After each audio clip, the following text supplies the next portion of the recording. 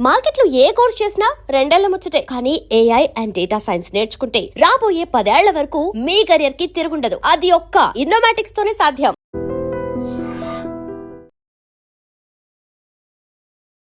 నమస్తే, నేను Kavitha. Welcome to I dream news and నిజాలు. చాలా కాలం తర్వాత 5 రాష్ట్రాల ఎన్నికల రిజల్ట్స్ తర్వాత ఇండి కూటమి నిన్న భేటీ అయింది. అందులోనూ విద్యాశాఖ మంత్రి ధర్మేంద్ర ప్రధాన్ రాజీనామా చేయాలనేటువంటి ఏకైక డిమాండ్తో భేటీ అయినప్పటికీ ఆప్తో పాటుగా డిఎంకే ఈ కూటమి భేటీకి దూరమైంది. తాము పాల్గొనట్లేదనేటువంటి ఒక అనౌన్స్మెంట్ చేసింది.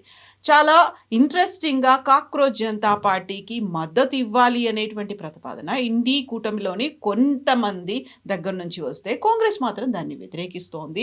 ఇక్కడే ఒక క్లారిటీ అనేది మిస్ అవుతోంది. ఇండి కూటమి దేన్ని టార్గెట్ చేస్తోంది, ఏది మిస్ అవుతోంది, ఎందుకని డిఎంకే ఆప్ దూరమయ్యాయి. అందులో కూడా కేరళ నుంచి జేఎం లీడర్స్ కూడా జూమ్లో మాత్రమే ఎందుకు జాయిన్ అయ్యారు? బోల్డని ఇష్యూస్ ఉన్నాయి. మనతో పాటుగా ఉన్నారు సీనియర్ జర్నలిస్ట్ సురేష్ కొచ్చతిల్ గారు. సార్ నమస్కారం. సో ఇండి కూటమి చాలా కాలం తర్వాత నిన్న భేటీ అయింది. అందులో మమతా బెనర్జీ చాలా కీ రోల్ ప్లే చేశారు. నేను కావాలంటే ఇండి కూటమి తర్వాత దేశమంతా కూడా తిరుగుతాను అనేటువంటి ఒక మాట చెప్పినప్పటికీ కూడా నిన్నటి దాంట్లో వచ్చినటువంటి డిఫరెంట్ ఇష్యూస్ అన్నిట్లలో కీలకంగా కనిపించింది కేవలం ధర్మేంద్ర ప్రధాన్ రాజీనామా చేయాలి అనే మాట.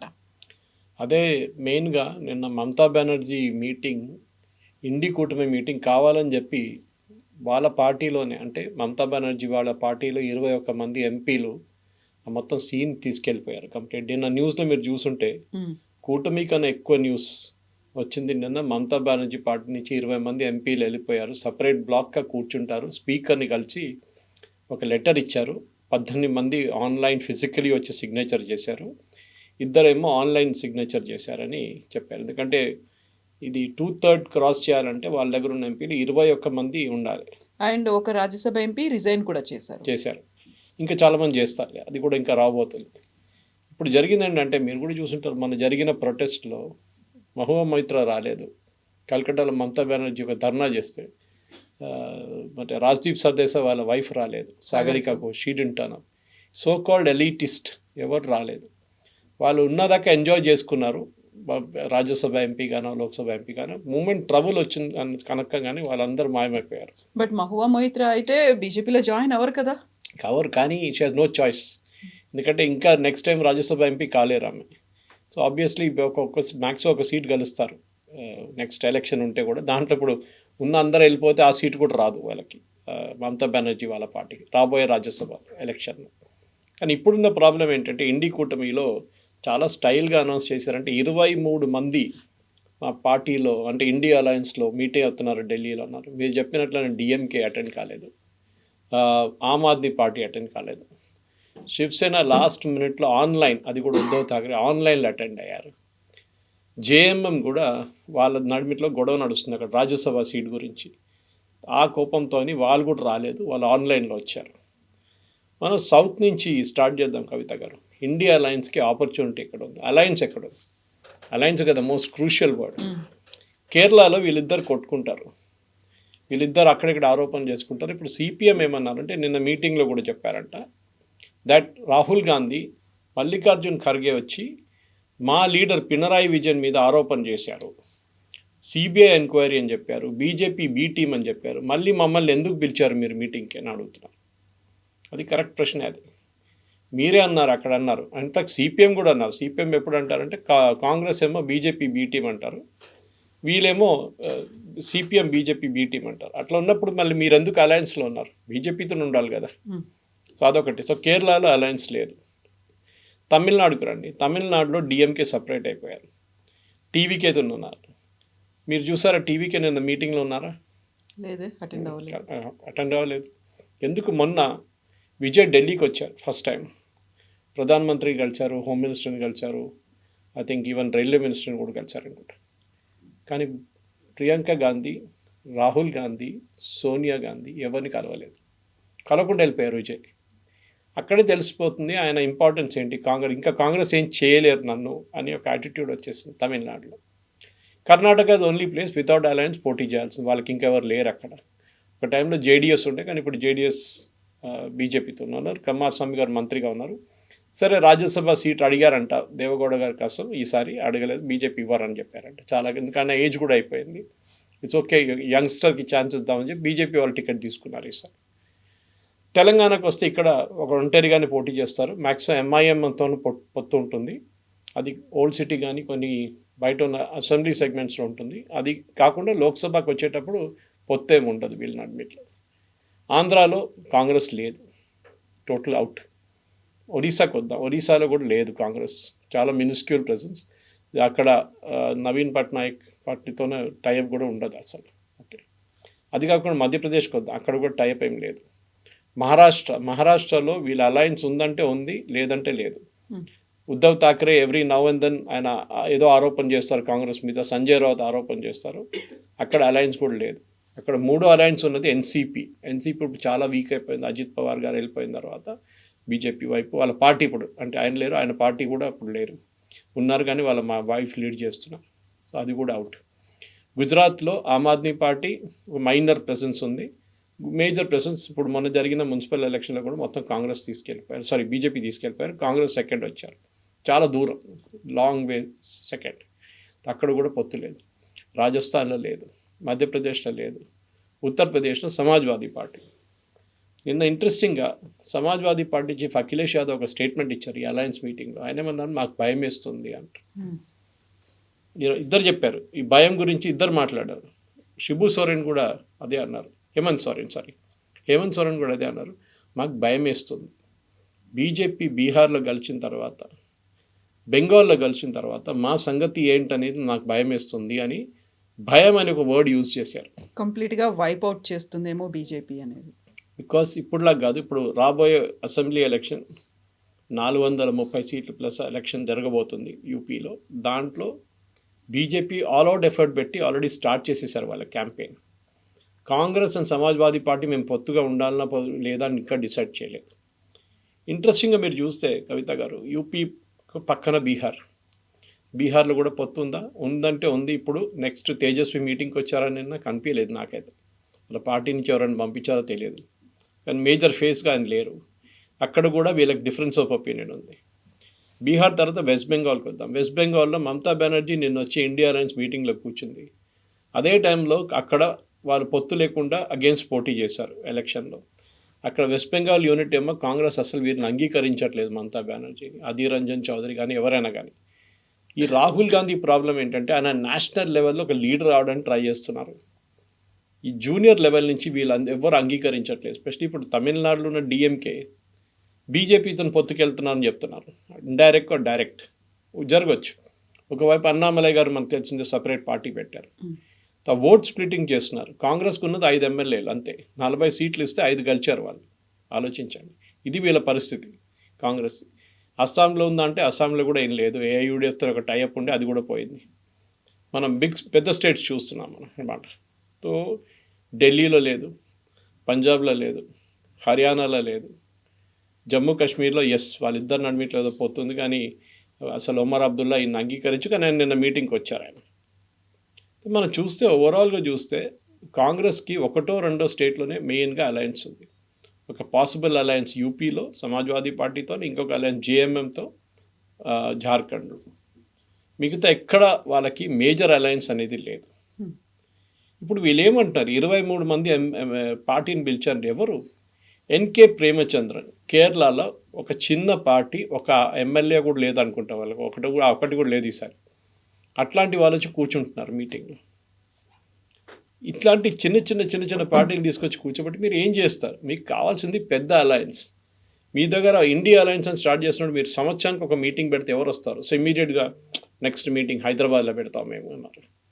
ఏం చేస్తారు? What is your common minimum programme? వీళ్ళకి ఒక్కటే కామన్ మినిమం ప్రోగ్రామ్ ఏంటంటే బీజేపీని ఓడించాలి. అది చాలా క్లియర్గా నిన్న కాంగ్రెస్ లీడర్స్ చెప్పారు, సమాజ్వాదీ పార్టీ చెప్పారు. అది కాకుండా అక్కడ వచ్చిన మిగతా చిన్న పార్టీల వాళ్ళు కూడా చెప్పారు. వాళ్ళకి ఒకటే, మోదీని ఓడించాలి, బీజేపీని ఓడించాలి, ఆర్ఎస్ఎస్ని ఓడించాలి, ఇదే. కానీ మీ నడుమిట్లో ఏమైనా అలయన్స్ ఉందా అంటే అది కూడా లేదు. ఎట్లా ఓడిస్తారు వీళ్ళు? ఒక ఎగ్జాంపుల్ తీసుకుందాం. ఇప్పుడు కల్కటాలో మనం చూసాం జరిగిన పాలిటిక్స్ ఎలక్షన్ తర్వాత. నిన్న అదే ఢిల్లీలో జరిగింది. మేము చెప్పినట్టు 21 మంది ఎంపీలు వెళ్ళిపోయారు. అది మనకు 21 ఉందా 18 ఉందా అని తెలియదు, కానీ మెజారిటీ ఎంపీలు ఉండరు ఇప్పుడు. మ్యాక్సిమం అయితే వాళ్ళు రాజీనామా చేసేస్తారు, మళ్ళీ ఎలక్షన్ జరుగుతుంది, దాంట్లో బీజేపీ గెలుస్తారు. సో బీజేపీ టాలీ ఇప్పుడు 300 క్రాస్ అయ్యి 314 దాకా వెళ్ళిపోతుంది. ఈ పరిస్థితిలో నెక్స్ట్ ఎలక్షన్లో 39 సీట్లు ఉన్న వెస్ట్ బెంగాల్లో బీజేపీకి లాస్ట్ టైం 12 సీట్లు వచ్చింది. ఈసారి మీరు అసెంబ్లీ రిజల్ట్స్ తీసుకుంటే బీజేపీకి ఈ 39లో 35 సీట్లు రావచ్చు, 36 దాకా కూడా వెళ్ళొచ్చు. అంటే from 12 to 22, 22 to 32, almost 24 seats ఎక్కువ. లాస్ట్ టైం బీజేపీ వచ్చి 240 దగ్గర ఆగిపోయింది. సో మీరు 22 సీట్లు యాడ్ చేస్తే 262 అయిపోయింది. దాని తర్వాత మీరు మహారాష్ట్ర చూడండి, లాస్ట్ టైం మహారాష్ట్రలో, ఉత్తరప్రదేశ్లో, వెస్ట్ బెంగాల్లో 3 స్టేట్స్లో బీజేపీకి పెద్దగా లాస్ జరిగింది. దానికోసం వాళ్ళు 270 క్రాస్ చేయలేకపోయారు. మహారాష్ట్ర మినిమం 12 నుంచి 16 సీట్లు బీజేపీ అలయన్స్కి ఎక్కువ వస్తుంది. అక్కడ మీరు 272 క్రాస్ చేసి మీరు 280 దాకా వెళ్ళిపోతారు. దాని తర్వాత ఉత్తరప్రదేశ్, లాస్ట్ టైంలో చాలా పెద్ద లాస్ ఉత్తరప్రదేశ్లో జరిగింది. ఈసారి ఉత్తరప్రదేశ్ అసెంబ్లీ ఎలక్షన్ బీజేపీ గెలుస్తారు, ఆ టాలీ మీద ఉంటుంది. అండ్ న్యాచురల్లీ అఖిలేష్ యాదవ్ అంటున్నాను, మాకు భయం వేస్తుంది. భయం ఉంది, డర్ అచ్చా హై. సో ఆ భయంతోనే వీళ్ళు ఇప్పుడు ముందుకెళ్తే అక్కడ కూడా ఉత్తరప్రదేశ్లో జరగబోయే లోక్సభ ఎలక్షన్కి 80 సీట్లు ఉన్నాయి. లాస్ట్ టైం సీట్లు చాలా తగ్గింది, ఈసారి అక్కడి నుంచి కూడా 20 సీట్లు ఎక్కువ వస్తే BJP will cross 300 on NDA Tally. West Bengal, Maharashtra, Uttar Pradesh తర్వాత చాలా స్టేట్స్ ఉన్నాయి బీజేపీ కెన్ డూ వెల్, చాలా బాగా పర్ఫామ్ చేస్తే. ఒకటి బీహార్ ఒకటి ఉంది. బీహార్లో ఈసారి వచ్చిన ఎన్నికల రిజల్ట్స్ చూసి బీహార్లో పోటీ చేసి అక్కడి నుంచి 12 నుంచి 14 సీట్లు ఎక్కువ వస్తుంది BJP. So they will cross 313, 314 ఇప్పుడున్న టాలీ ప్రకారం. సో నెక్స్ట్ ఎలక్షన్ 2029లో మీ ఇప్పుడు కాంగ్రెస్ ఎక్స్ప్లెయిన్ చేయాల్సింది, మేము పొత్తు పెట్టుకుంటే ఇండి అలయన్స్ అంటున్నాం, ఈ అలయన్స్లో మీరు ఎక్కడ ఏ స్టేట్లో ఎక్కడి నుంచి పోటీ చేస్తారో చెప్పండి. ఇది ఒక పెద్ద ప్రశ్న. ఎందుకంటే మీరు ఉత్తరప్రదేశ్, నేను చెప్పినట్లు బీహార్ అండ్ ఆఫ్ కోర్స్ మీరు మహారాష్ట్ర పక్కన పెడితే మీకు ఇంకే స్టేట్లో అలయన్స్ లేదు, మీకు అలయన్సే లేదు, మీకు మేజర్ అలయన్సెస్ లేరు, మీకు పార్టీలు లేరు. మీరు దేశంలో ఉన్న అన్ని 2 పెద్ద పొలిటికల్ పార్టీస్ వాళ్ళకి 25 సీట్ల కన్నా ఎక్కువ ఉన్నది డిఎంకే, ఇంకొక వైపు టీఎంసీ ఉండే, టీఎంసీ స్ప్లిట్ అయిపోయింది. మళ్ళీ మీరు ఎవరితో పొత్తు పెట్టుకుంటారు? ఆమ్ ఆద్మీ పార్టీతో పొత్తు లేదు మీకు, వీళ్ళతో టీఎంకేతో పొత్తు లేదు, అండ్ మీకు టీఎంసీతో పొత్తు పెట్టుకుని వాళ్ళకి ఎంపీలే లేరు. ఏం చేస్తారు? One loser tagging on with another loser అంటారు. వెస్ట్ బెంగాల్ యూనిట్ ఏమో కాంగ్రెస్ యూనిట్ వీళ్ళని అంగీకరించట్లేదు టీఎంసీని, అప్పుడు మీరు ఏం పొత్తు పెట్టుకుంటారు?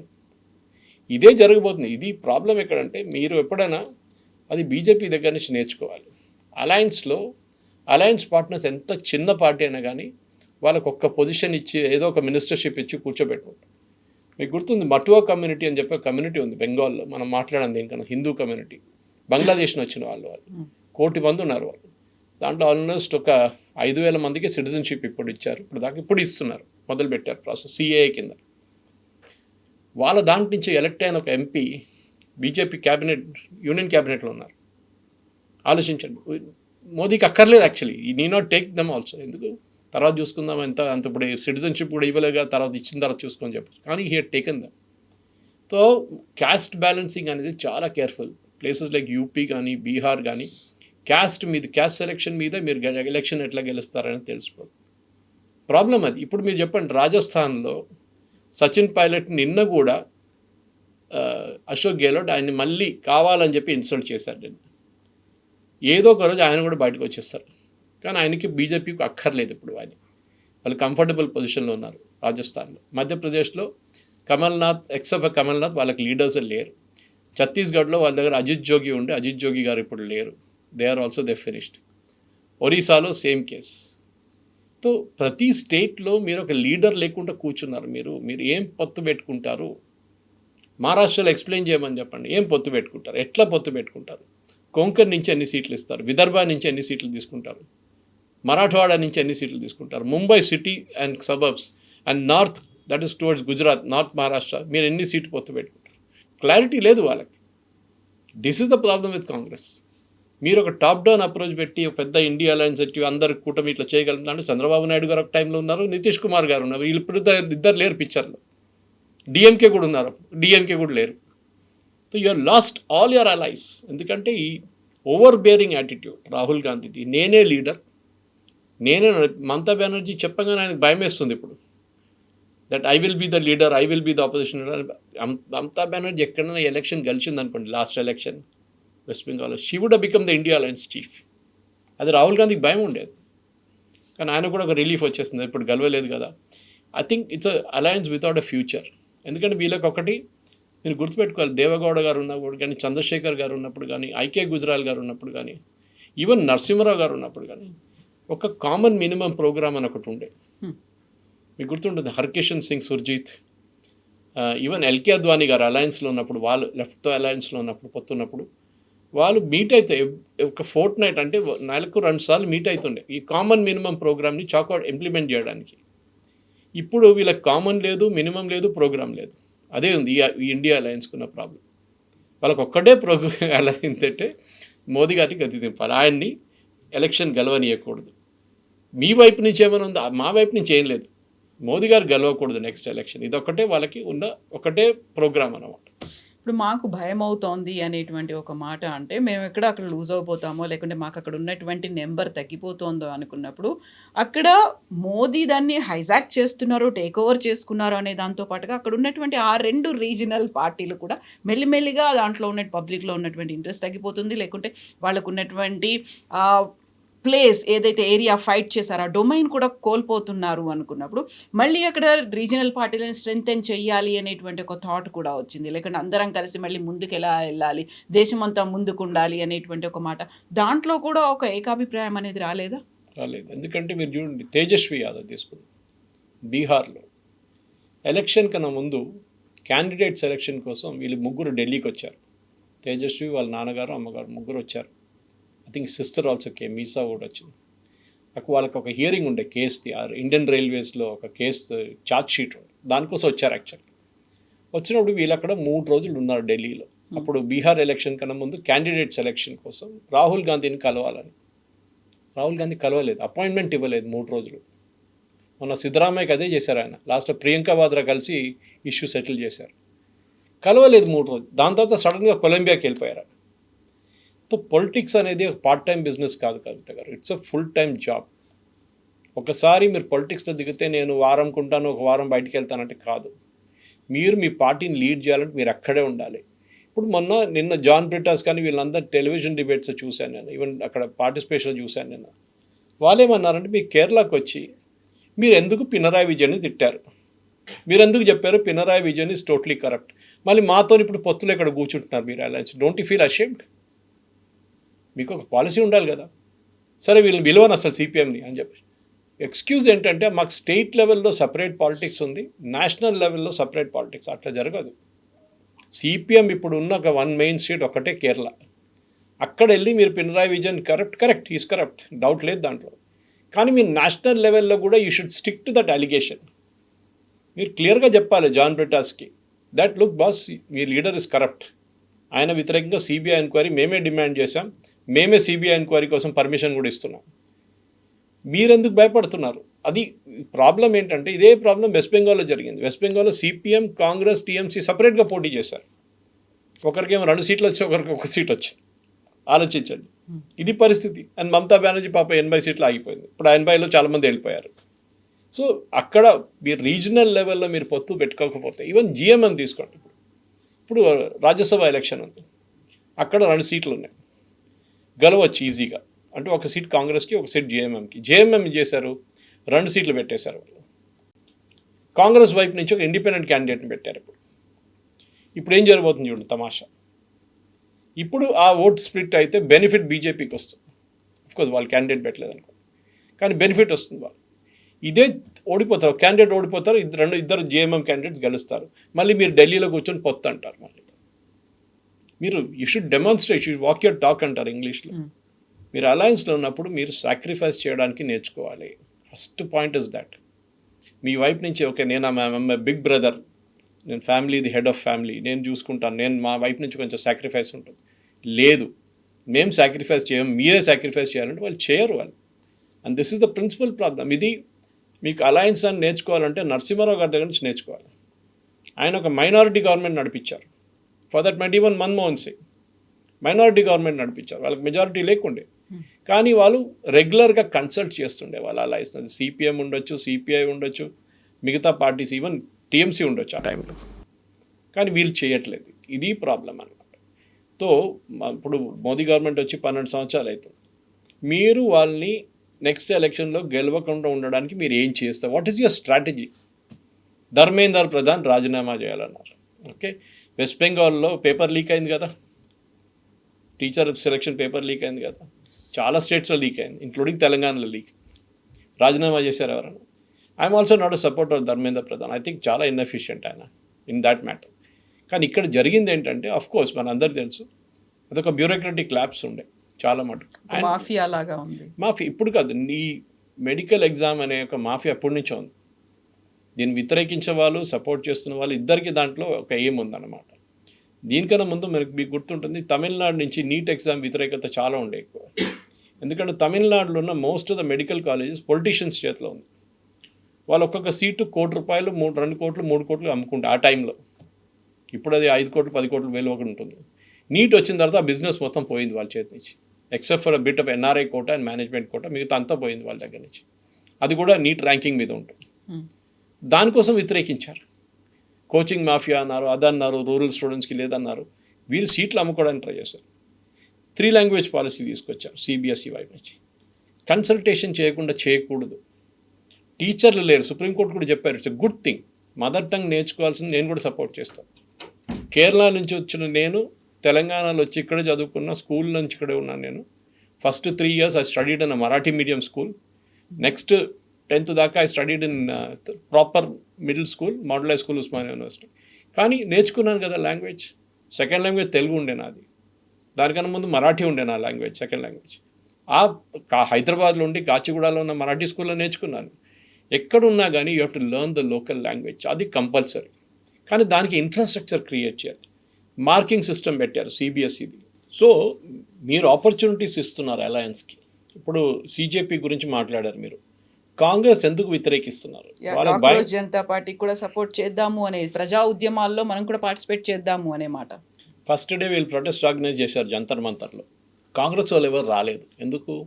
ఆ డెమాన్స్ట్రేషన్ మొత్తం ఆర్గనైజ్ చేసింది ఆమ్ ఆద్మీ పార్టీ. దాంతోపాటు ఎస్ఎఫ్ఐ వాళ్ళు వచ్చారు, కమ్యూనిస్ట్ వాళ్ళ వైపు నుంచి. సో అక్కడ కాంగ్రెస్ వాళ్ళు మీకు ఎవ్వరు కనిపించలేదు, youth Congress leaders. Next day youth Congress వాళ్ళు ప్రొటెస్ట్ చేశారు. ఇన్ఫ్యాక్ట్ యూత్ కాంగ్రెస్ వాళ్ళ ఆరోపణ ఏమి ఉండే అంటే, మా మీద మీరు వాటర్ క్యానన్ యూజ్ చేశారు, సీజేపీ వాళ్ళు వచ్చినప్పుడు మీరు వాటర్ క్యానన్ యూజ్ చేయలేదని చెప్పేసి. సో ఎవరైనా మీద ఏమో ఇంటి నుంచి స్నానం చేయలేదేమో, దానికోసం మీ మీద వాటర్ క్యానన్ కొట్టారేమో అని చెప్పి ఒక they was a meme going around అనమాట. కానీ మీకు భయం ఏంటి? వాళ్ళు మీ ఓట్లు తీసుకెళ్ళిపోతారు. అరే వాళ్ళు మొన్న ఫామ్ చేసిన పార్టీ, వాళ్ళకి 2% ఓట్లు కూడా రావు. మేము చూసాం, ప్రతిరోజు 2 లక్షల మంది తగ్గుతున్నారు వాళ్ళ లిస్ట్ నుంచి, ఇన్స్టాగ్రామ్ లిస్ట్ నుంచి.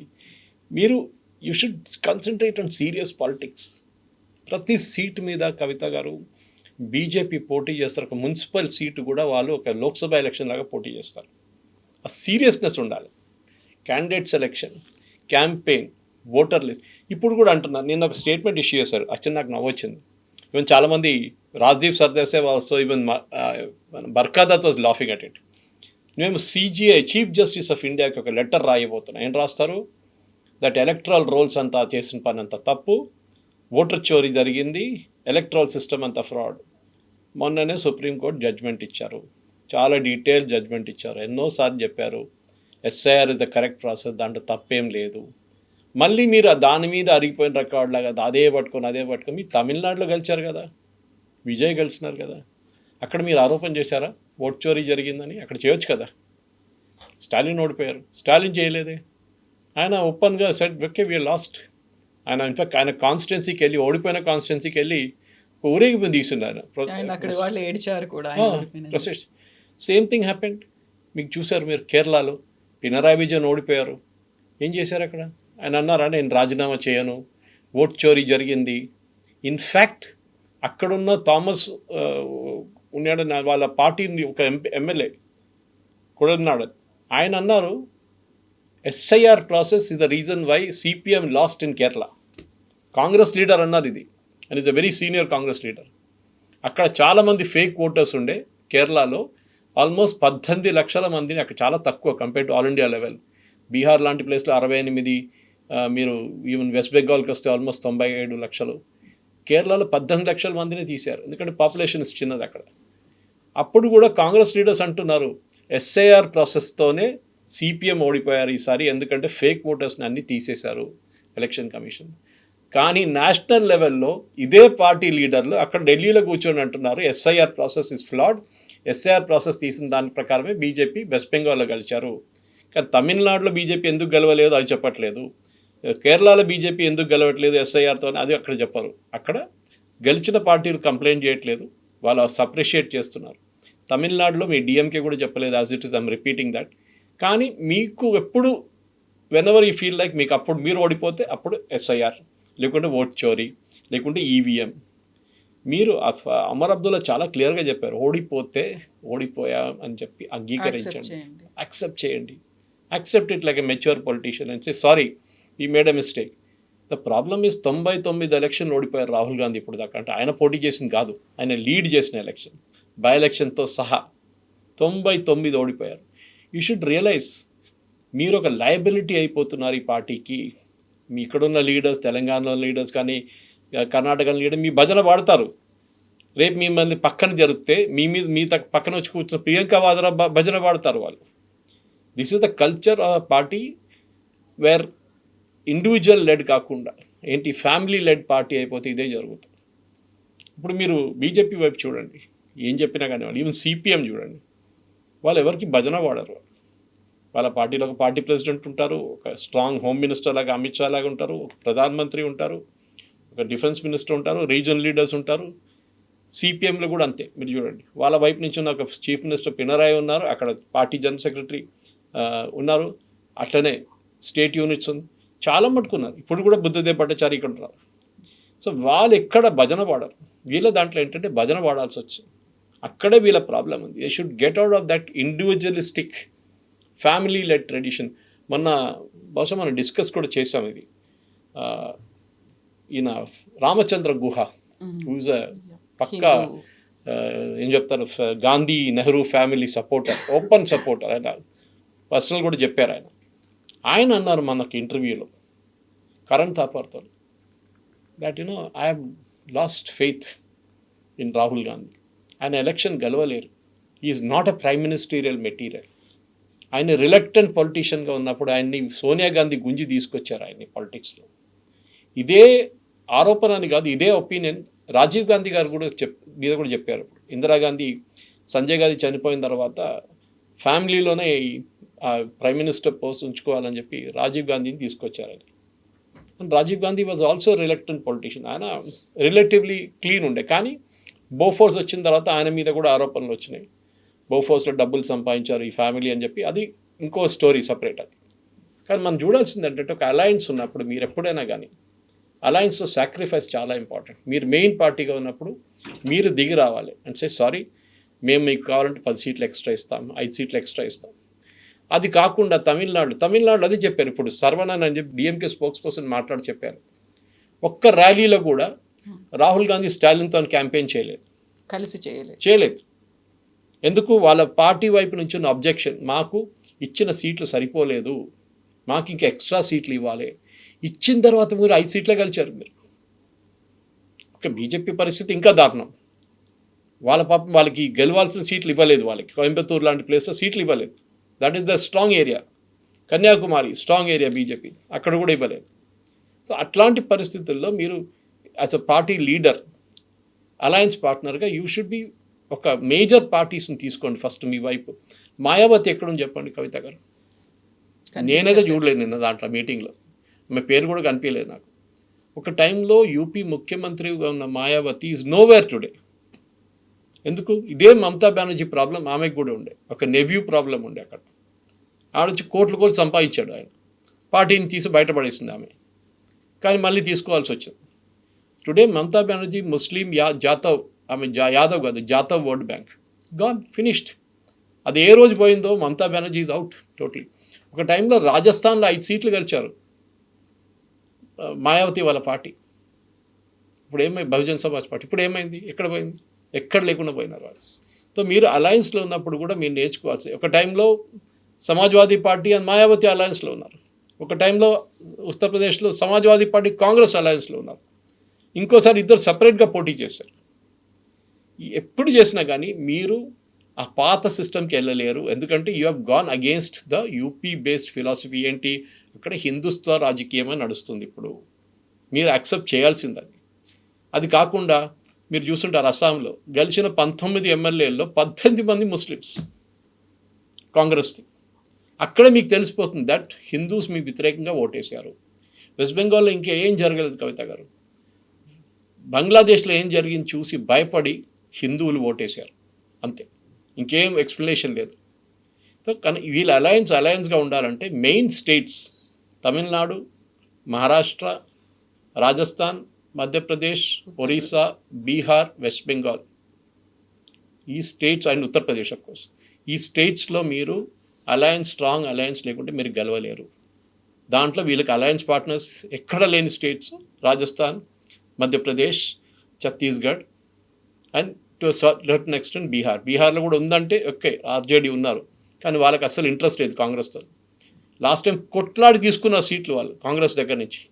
ఈసారి అసెంబ్లీ ఎలక్షన్కి మాకు 65 సీట్లు కావాలని చెప్పి లాస్ట్ ఎన్ని గెలిచారండి. సో మీరు అన్లెస్ మీరు ఒక 12 నుంచి 16% ఓటు మీరు తీసుకురాకపోతే మిమ్మల్ని ఏ అలయన్స్ పార్ట్నర్ మిమ్మల్ని ఉంచుకోరు. Same thing in Jharkhand. JMM ఇప్పుడు చూడండి, రాసిస్తాను మీకు, ఇంకొక 6 నెలల లోపల జేఎంలో ఉన్న చాలామంది ఎమ్మెల్యేలు లేకుంటే జేఎంఎం పార్టీ బీజేపీలో చేరిపోతారు, అంటే ఎన్డీఏలో చేరిపోతారు. వాళ్ళకి తెలుసు the writing is on the wall అంటారు ఇంగ్లీష్లో. అదే జరగబోతుంది. సో ఈ ఇండీ కూటమి అనేది I think it's a non starter. ఎందుకంటే మీ వైపు నుంచి పెద్ద పెద్ద పార్టీలు ఎవరు లేరు మీ దాంట్లో. దాట్ ఈస్ సంథింగ్ వాళ్ళు నేర్చుకోవాల్సింది. ఉన్న ఒక అఖిలేష్ యాదవ్ ఒకరే ఉన్నారు, ఆయన ఏం చేయలేరు ఇప్పుడు ఆ పరిస్థితిలో ఉన్నారు. Yes, sir. Thank you so Thank you much. very much.